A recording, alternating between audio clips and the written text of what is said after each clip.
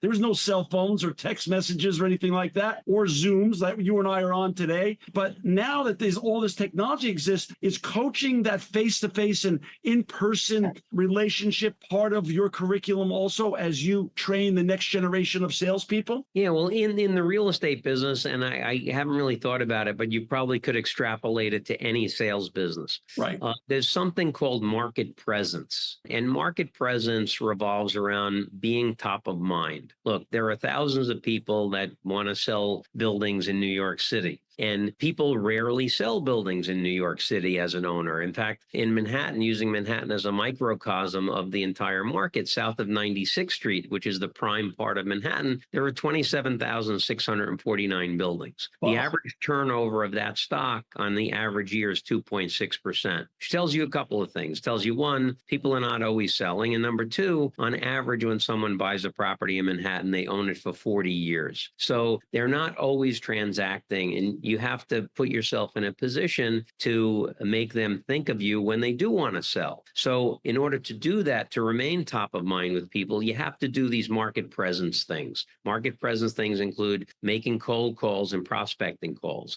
sending out email blasts, sending out texts, sending out hard mail, which we still send a lot of hard mail today. I think it's very underrated. Right. Going to networking events, setting up meetings to meet people face to face, which is the best interaction you possibly could have with people, but being on social media, doing all these things so that you're constantly reminding folks that, hey, I'm here. I can help you. If you ever have a need, come talk to me. But that face-to-face interaction is the best type of interaction you possibly could have. Much more meaningful. I'd rather meet with somebody once than have 10 phone conversations with them. It's so much more meaningful. And then understanding the skills of finding out what someone's hobby outside of the business interaction is so that you can draw a bond. Now, you and I we talked a few minutes about sports, right? So if you and I get together for a cocktail, we're going to talk about the Yankees and the Rangers for probably a half hour before we start talking about business, right? So have that kind of rapport with someone that creates the basis for a very strong relationship, a strong bond. And then once you have that, doing business becomes so much easier.